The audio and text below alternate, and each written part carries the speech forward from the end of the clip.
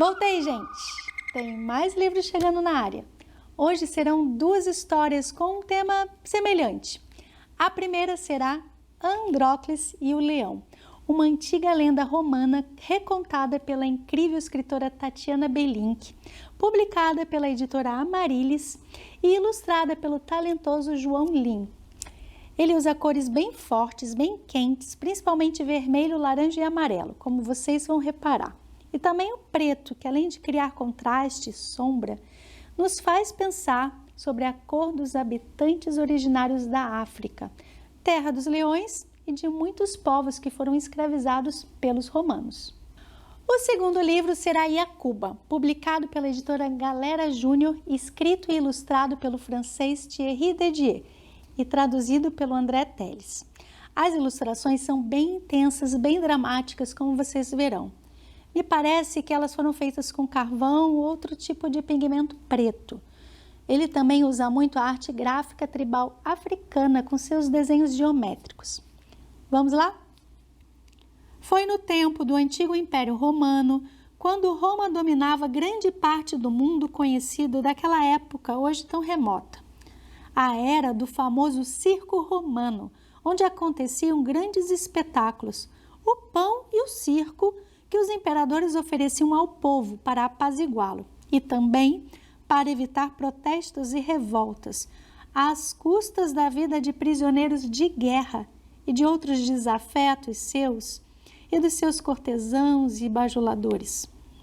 O povão aliviava sua raiva e frustração assistindo às cruéis exibições de combates entre gladiadores escravizados, como também aos massacres impiedosos de pessoas indefesas, entregues na arena a feras famintas para serem estraçalhadas diante dos espectadores sedentos de sangue. Espetáculos que eram assistidos não só pelas classes populares, mas também por certas elites imperiais, ricas e poderosas, e que também eram apreciadores desse terrível esporte. Mas vamos à história que, ao que se conta, aconteceu há muitos séculos, quando um jovem escravo romano chamado Andrócles escapou do seu cativeiro, onde era preparado para ser um gladiador e lutar na arena contra outro escravo. Nesses combates, o perdedor saía muito ferido e sua vida só poderia ser salva se o público presente levantasse o polegar, indicando que o golpe de misericórdia final e fatal deveria ser desferido. E conta a história que dias antes de ter de enfrentar o duelo mortal contra outro gladiador, o jovem e forte escravo Andrócles, cansado e revoltado pelas humilhações e maus tratos de seus donos, conseguiu escapar e fugir do cativeiro romano, sem poder ser capturado pelos seus perseguidores.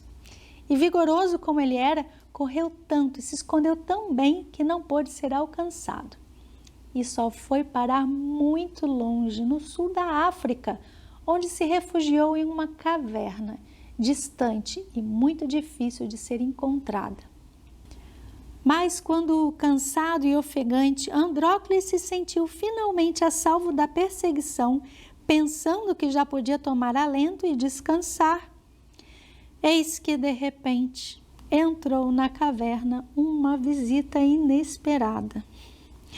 Era um enorme leão, fera assustadora, mas que, para surpresa do espantado Andrócles, não fez menção de atacá-lo, mas arrastou-se, mancando, com uma pata no ar, até um canto junto à parede de pedra, onde desabou bufando e gemendo de dor. E Andrócles viu que o majestoso rei dos animais estava doente, sofrendo, com a sua grande pata muito inchada e inflamada. Andrócles ficou observando o enorme felino e, de repente, tomado de dó pelo animal machucado, aproximou-se cautelosamente dele e viu que na sua pata estava encravado um grande e grosso espinho que não deixava apoiar a grande pata no chão. O leão deixou o rapaz se aproximar, sem esboçar qualquer reação. E Andrócles, com todo o cuidado dos seus fortes dedos, conseguiu extrair aquele afiado espinho da pata dolorida do bicho, que até pareceu soltar um suspiro de alívio. Assim Andrócles ficou na caverna junto com o leão, mesmo porque não tinha mais forças para correr nem em outro lugar onde se esconder. E por mais estranho que pareça, Andrócles e o leão, cuja pata desinchou e sarou logo, continuaram morando juntos naquela caverna, numa espécie de paz cautelosa, sem muita intimidade ou qualquer provocação. A tal ponto que o leão, quando saía à procura de alimento, até trazia pedaços de carne das suas caçadas para as rudes refeições de Andrócles. Assim eles continuaram a conviver na caverna durante muitos e longos meses, até que chegou o dia fatídico em que a caverna foi descoberta e Andrócles foi recapturado e arrastado de volta para Roma, junto com o leão. Agora, novamente prisioneiro, Andrócles, o escravo fujão, não foi perdoado, mas condenado, não mais a lutar no circo como gladiador, mas a ser atirado, nu e desarmado, na arena, para ser estraçalhado pelas feras, diante do estádio lotado pela multidão exaltada, sequiosa de sangue. Então, quando chegou o dia fatal, Andrócles foi lançado no centro da arena para ser impiedosamente sacrificado. Logo abriram a grade da jaula das feras e soltaram primeiro a mais apavorante de todas, um enorme leão faminto, feroz e furioso. O público urrava, excitado, ansioso pelo grande momento do ataque, quando a fera de juba amarela disparou como uma flecha na direção do rapaz indefeso, de olhos fechados, como para não ver a aproximação da sua morte. E nesse instante aconteceu o impossível. O enorme leão estancou rente na sua corrida, a poucos metros da vítima, fazendo espirrar a areia da arena para todos os lados. O público parou de gritar surpreso, e mais que surpreso, impressionado, emudeceu de repente, quando viu, sem acreditar nos próprios olhos, o enorme e assustador felino achegar-se à sua vítima indefesa, esfregando-se no seu corpo nu, manso e carinhoso, como um grande gato doméstico, e sendo abraçado e afagado por um atônito, comovido e agradecido Andrócles. Diante desse surpreendente espetáculo, a gritaria do público rapidamente recomeçou e mudou de tom. E milhares de polegares se voltaram para cima, exigindo perdão para o já ex-escravo Andrócles, reconhecido e salvo pelo seu fiel amigo e companheiro, o leão da caverna.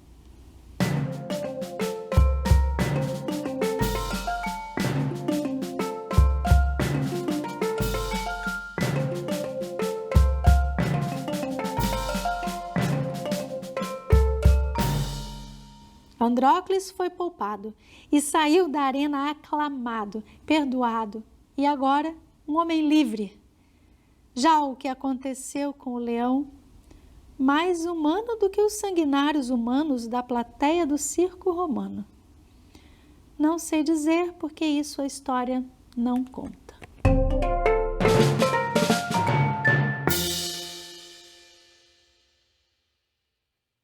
Os tambores ecoam na roda. No coração da África, uma pequena aldeia prepara um grande banquete.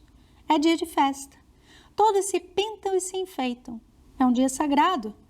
O clã dos adultos se reúne e indica às crianças em idade de se tornar guerreiros. É um dia muito especial para Iacuba.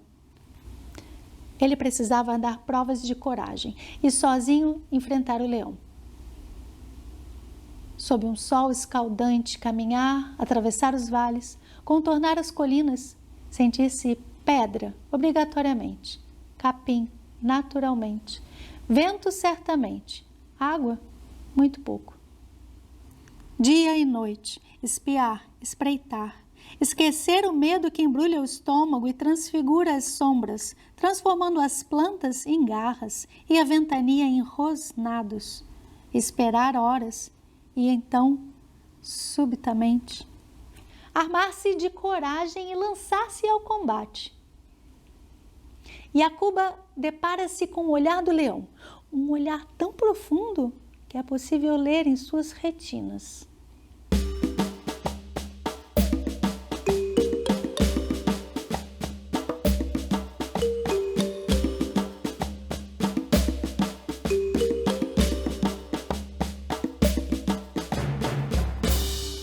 Como pode ver, estou ferido. Lutei a noite inteira contra um inimigo feroz. Portanto, não terá qualquer dificuldade para me liquidar.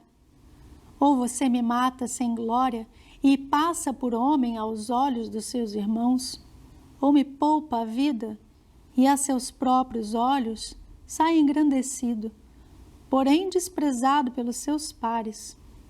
Você tem a noite para refletir. De madrugada, Yacuba recolheu sua lança, dirigiu um último olhar para o leão esgotado e tomou o caminho de casa. Na aldeia, os homens, seu pai, todos o esperavam. Um grande silêncio recepcionou Yacuba. Seus colegas tornaram-se guerreiros respeitados por todos. A Yacuba, mantido a certa distância da aldeia, coube a guarda do rebanho. Foi mais ou menos a partir dessa época que o rebanho deixou de ser atacado pelos leões.